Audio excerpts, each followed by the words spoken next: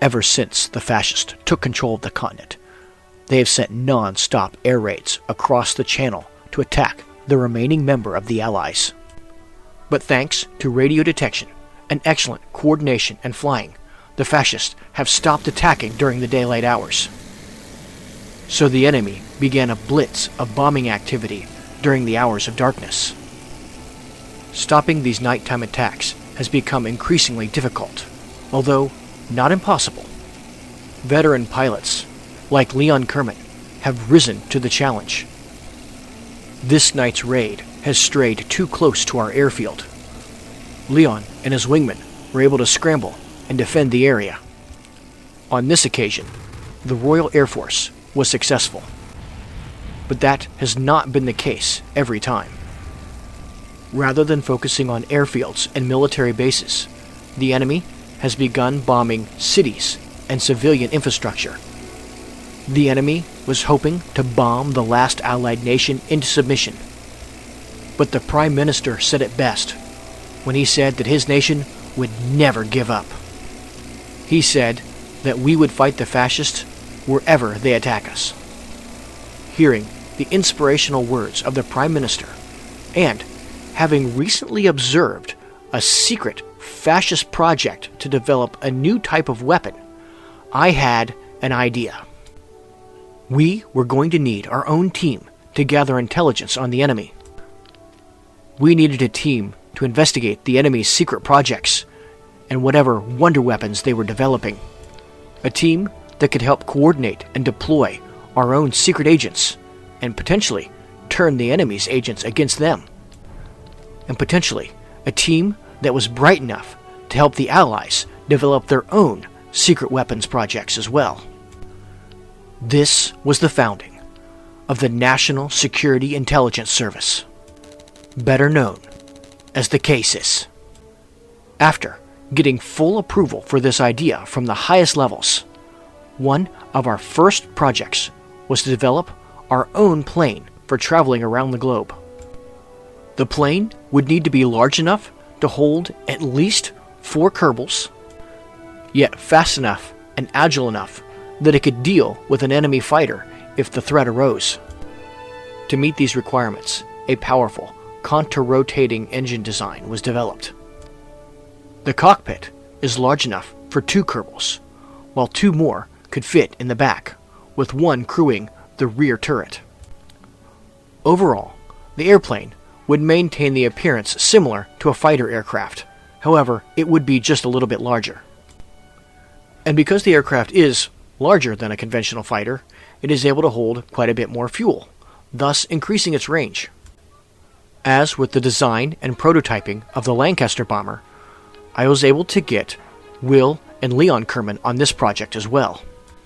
Leon's experience as a fighter pilot and Will's as a tanker would prove to be most valuable as the team encountered a variety of fascist secret projects.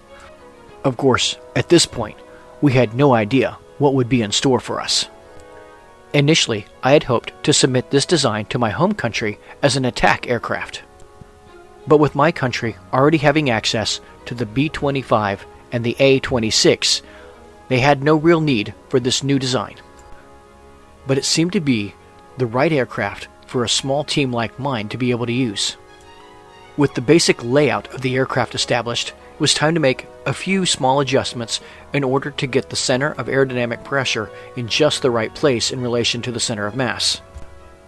This should keep the aircraft nimble enough if we ever found ourselves facing off against a heavy fighter. And with the addition of a rear turret, we would be able to defend ourselves against enemy interceptors. And for the primary weapons on this aircraft, we decided to go with 6 30mm cannons.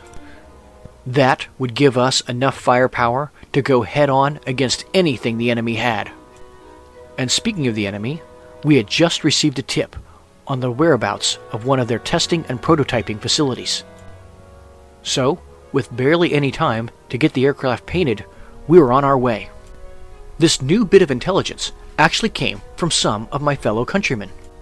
Like me, these fellow patriots were eager to stop the fascists, but with our country not yet involved in the war, they ended up joining another country's air force. So, my team would fly halfway across the globe to meet up with these flying tigers. In order to distinguish themselves in the air, they painted something unique on the aircraft, a tiger's mouth on the front. Anyway, we were on our way to their small airfield so that they could give us exact directions to where this enemy facility was located. Honestly, calling this a small airfield is being very generous. But these flying tigers were a scrappy group, able to make the most of what they had.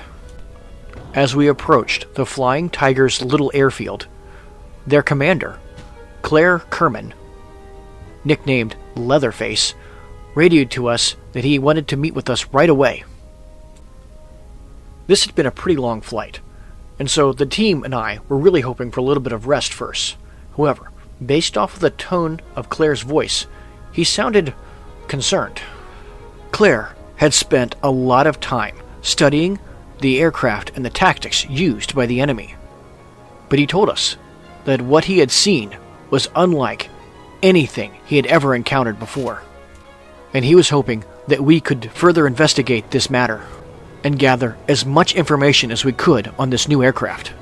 So with only a short break, we were back in the air, flying towards this enemy testing facility to see what new kind of aircraft they had developed. As we approached the enemy airfield, we could already tell that this wasn't going to be an easy in-and-out mission. One aircraft was already flying as a picket overhead. 2 experimental aircraft were on the ground, but one of them was on the runway and looked like it was getting ready to take off. Leon decided that the best course of action was first to engage the enemy aircraft flying right towards us. And this enemy fighter definitely seemed pretty nimble, which was very much in line with the information that Claire had told us about the enemy aircraft in this area. From Leon's experience flying with his home country and then later with the Royal Air Force, he was very much used to getting into a tight-turning dogfight with the enemy. And although this aircraft is pretty agile, it's not as nimble as the enemy fighter seemed to be. Fortunately, we also had Will in the tail gunner position. While Leon and Will were fully engaged fighting the enemy aircraft, I noticed that one of the experimental aircraft was taking off. I informed Leon, who decided to take a few shots at it while it was gaining altitude. The experimental plane is some kind of flying wing design, very similar to the one we saw at the enemy testing range. But this was our first time to see this thing in the air. It seemed to be pretty maneuverable and to have an excellent rate of climb. As I got a closer look at it, my first thought was that it's some type of attack aircraft of similar purpose to ours. Our use of a contra-rotating propeller design was definitely unusual, but theirs was stranger still with 2 pusher propellers. Concerning to Leon, though, were the multiple cannons mounted on the front of the aircraft and the remote turret it seemed to have on the back end.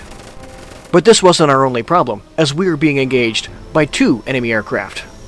While we were engaged with the experimental aircraft, the other one got on our 6 and blasted part of our tail off. Well, we had gathered some good intelligence. Now it was definitely time to be leaving this area. Leon remembered old Leatherface's advice and decided to dive out of there and gain speed. As best I could tell, our aircraft was just a little faster than either of the enemy planes. So Leon began diving down to put as much distance between us and the enemy as possible. And it definitely seemed to be working, as we were getting further and further away from the enemy that was chasing us. We could definitely dive faster, fly faster, and climb better than the enemy aircraft.